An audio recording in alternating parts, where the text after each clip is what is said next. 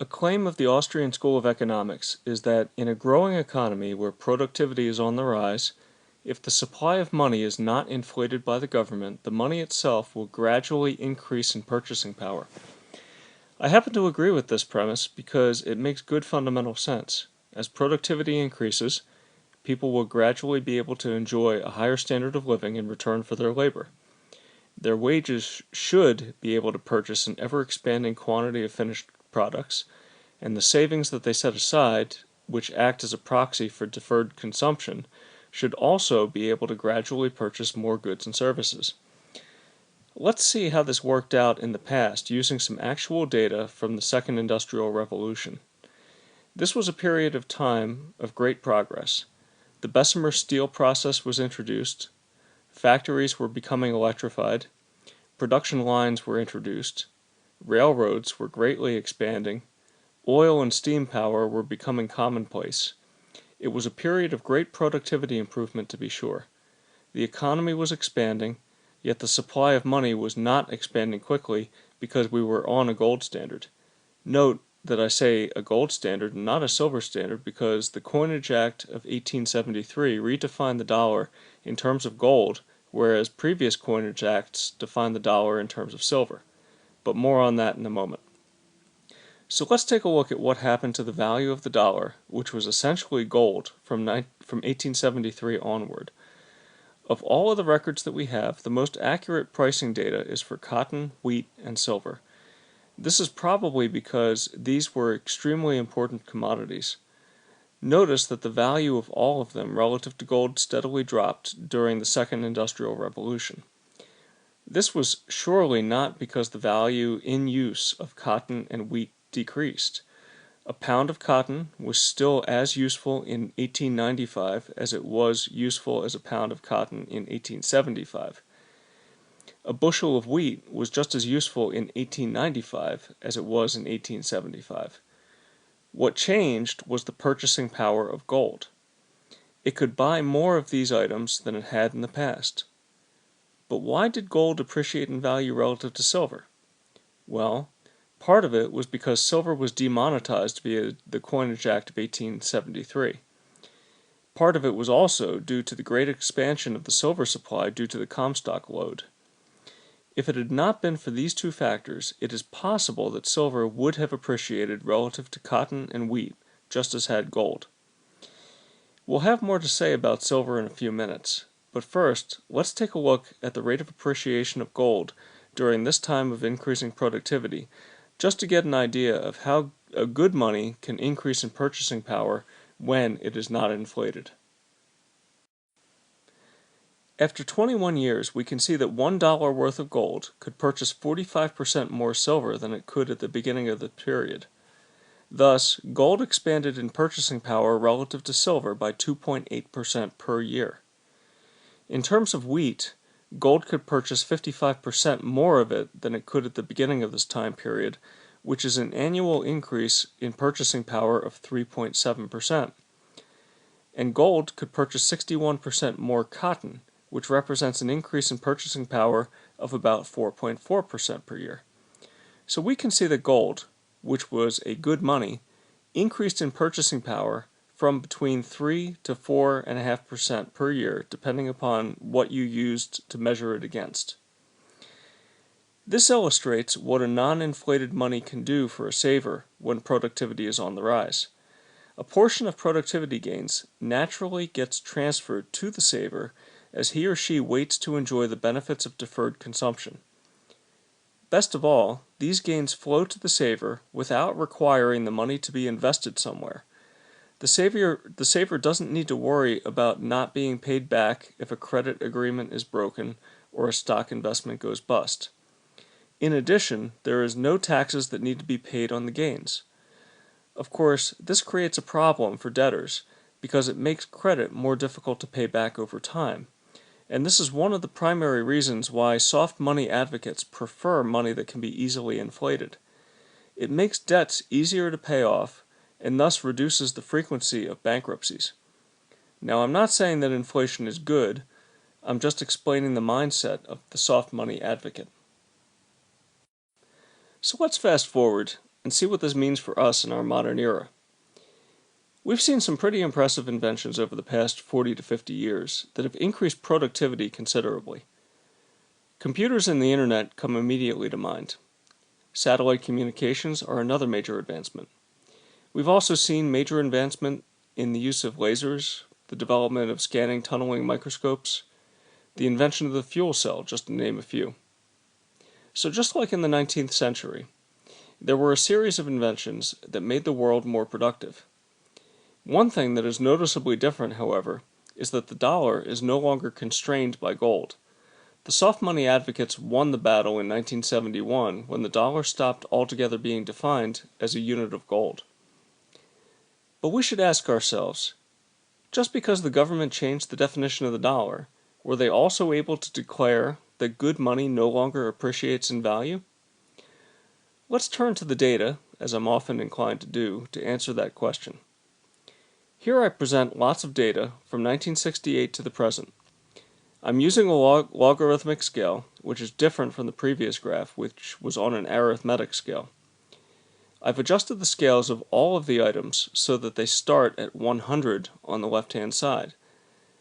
Thus, we're starting with either $100 worth of cash, $100 worth of T-bills, $100 worth of oil, $100 worth of gold, and so on, and tracking how values change over the span of the subsequent 47 years. Cash is plotted in orange, gold is plotted in yellow, oil is plotted in blue, T-bills are plotted in purple, and silver is plotted in gray. I've also included three measures of general price levels. The Consumer Price Index, which I'm sure you're all familiar with, is plotted in dark green.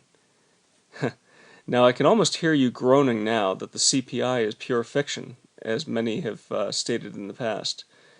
But don't hit the stop button on this video just yet. Let me continue. I've also included the Producer Price Index in light green. The Producer Price Index is a basket of general commodities used by manufacturers to make finished products.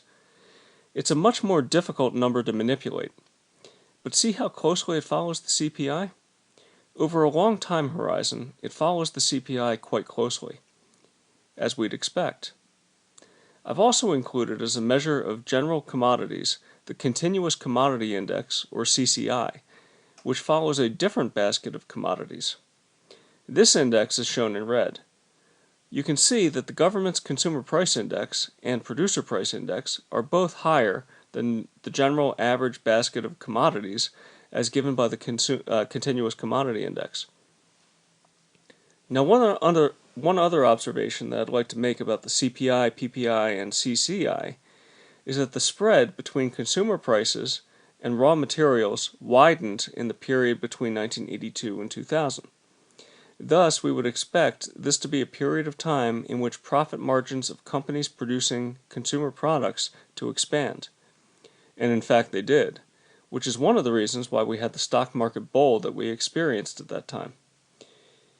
Over the past decade and a half, the gap has narrowed, putting some pricing pressure on companies and making consumers feel the pinch as wages stagnate while the price of some items, such as fuel and food, increase more than what we'd like to see them increase.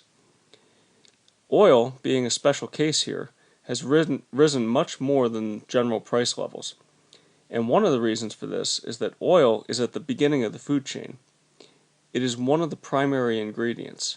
Thus, oil leads and general price levels follow. I happen to believe that the general price levels have yet to catch up to what has happened with the price of oil. Now, the other reason oil has risen much higher than general commodity prices so far is that we are more efficient with the use of oil than we were many years ago. Now, without doing too much analysis on the CPI, PPI, and CCI, let's just take them for what they are and consider for the rest of this presentation that they are somewhat accurate measures of general price levels in dollars, even if they are somewhat flawed. So let's see what various forms of money have done relative to these various measures of costs of goods and services. And we'll start with my favorite, gold. After 47 years, gold is only able to purchase 21% more oil than it did in 1968. This represents a 0.4% per year increase in purchasing power relative to oil. Gold is an extremely energy-intensive item to mine and refine, so a tight link to oil is not surprising. Couple this with the fact that many oil-producing nations put a high value on gold, and it's easy to understand why gold and oil are tightly linked. But gold can purchase 424% more consumer products as measured by the CPI, which is a rate of appreciation of 3.6% per year. It can buy 498% more producer inputs as measured by the PPI, which is an appreciation rate of 3.9% per year. And it can buy 704% more general commodities as measured by the Continuous Commodity Index, which is an appreciation rate of 4.5% per year. Wait, you say. That just means that gold is overvalued. It is surely due for a correction from here. To that I say, maybe. It's possible, sure. But will it drop below its price of production, which is not far below where we are now? Probably not. Remember, gold is extremely energy intensive to produce, and so the cost of energy is going to be a primary driver of gold's price. Will oil fall from here? It could. But remember, at the margin, the oil that's being produced right now is tightly held. It's coming from wells that need to be fracked, and the cost of producing that oil is $80 per barrel. And the companies that pull it out of the ground need to make a profit. And so I think $90 right now is pretty much the floor for where oil is going to be in the near-term future. Now, another thing to consider is that relative to consumer goods and other commodities, gold has appreciated at a rate of between 3.6% per year and 4.5% per year. Doesn't this remind you of a couple of numbers that I highlighted earlier in this presentation? Go back and take a look at how gold appreciated relative to wheat and cotton in the late 20th century. I think you'll find these numbers to be startlingly similar. So now let's take a look at silver. Now, silver presents not nearly as good a story as gold. It purchases 69% less oil than it did 47 years ago. This is a 2.5% depreciation in value relative to oil. But silver is energy intensive to produce as well. So why didn't it go up as much as oil? Well, it primarily has to do with the fact that silver is primarily produced as a byproduct of other metals production. Pure silver mines right now are suffering, it's true. But for the most part, energy is not really the primary driver behind silver costs. It's the production of other commodities. Now, silver buys 33% more consumer products now, which is a 0.6% per year average rate of appreciation. It buys 52% more producer products, which is a 0.9% rate of appreciation. And as far as general commodities are concerned, silver can buy 104% more now than it could back then. This is a rate of appreciation of 1.5% per year. So as far as purchasing power is concerned, silver has done a pretty good job of preserving it. Nevertheless, it did not do quite as good a job as gold, which actually increased in value quite a bit more. Look back at the trend from the late 20th century and observe the same behavior. Silver declined in value relative to gold, but silver itself could still buy a gradually increasing quantity of goods over time. So silver can still be considered a pretty good money. It can be expected to gradually purchase more goods and services the longer it's held. Why hasn't it done as well as gold? My theory is that silver has taken on an industrial role. It is used more now as commodity than as money, and so one should expect that it should perform somewhat as a commodity while still retaining some features of money. Sure, silver can have its periods of outperformance relative to gold. The late 70s is a prime example. During this period of time, there was great monetary stress, and silver almost changed its function from industrial to monetary. This is primarily what caused its large upward spike. And the same thing happened in the few years after 2009. Could it happen again? Sure. In fact, I'm holding some silver myself right now just in case it does. But I'm not 100% in silver, nor am I even mostly in silver. I have a modest position in silver as a call on wealth. I'm more heavily invested in gold because I see gold as the good money that gradually appreciates, more so than silver. But how can we talk about money without including the money that our government has chosen for us? We are often told that T-bills are the risk-free asset. They used to be the assets promoted for widows and orphans before Jeremy Siegel changed everybody's opinion that widows and orphans should own mostly stocks. But I digress. Let's see how T-bills have performed. I must emphasize before I begin that I'm making a highly dubious assumption here that T-bills are not taxed. This is only true if you hold them in a tax-deferred account. T-bills held outside of a tax-deferred account will have their interest taxed immediately, which will make the T-bill results much worse than what is shown here. Gold and silver have the advantage that the gain is not taxed until they are sold. Now, one can argue that of course one should hold interest-bearing investments in a tax-advantaged account. That makes logical sense, but don't forget that you can't touch your 401k assets until you reach age 59 and a half. IRA assets can't be touched before 59 and a half without an additional 10% penalty. So T-bills inside a tax-advantaged account are not readily accessible as are gold and silver, which can be very easily sold. So with that in mind, let's continue. Ignoring tax effects, T-bills did slightly better than silver, but probably would have done much worse if we included taxes. The untaxed T-bills depreciated relative to oil by 1.6% per year. They appreciated relative to consumer goods by 1.5% per year. They appreciated relative to producer goods by 1.8% per year, and they appreciated relative to the general commodities as measured by the CCI by 2.4% per year. Even when ignoring taxes, T-bills still have not done nearly as well as gold. And the reason, I believe, is that the interest earned on the T-bill is not nearly adequate to compensate for the effect of the increase in the quantity of the number of dollars in existence. So speaking of the dollar,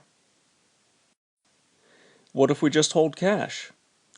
This is actually the proper comparison against gold and silver, because unlike when you hold T-bills, you are not entering into a contract that involves counterparty risk. You are just holding what the government has declared to be the quote-unquote asset. You're not collecting interest and not getting taxed on the interest. You're just holding the currency.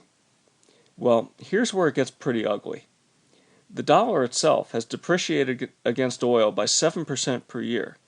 It's depreciated against consumer goods by 4.1% per year, depreciated against producer goods by 3.8% per year, and depreciated against general commodities by 3.2% per year. So what we have just seen is that gold does act in a manner consistent with what the Austrians consider to be good money. In modern times, it appreciated in value just by holding it by about 4% per year, just the same as it had appreciated in value over a century and a half ago. Sure, the definition of the dollar has changed. The government has given us a paper instrument that depreciates in value over time by 3 to 4% per year. This was done on purpose to appease soft money advocates and to make debts easier to repay. The only way for the saver to avoid loss of purchasing power is to loan his surplus wealth to a debtor and thus assume counterparty risk and forfeit some of any of the benefit achieved to the government. Now, Murray Rothbard from the Austrian camp asked this question a few decades ago. What has the government done to our money? To which my answer is this: nothing.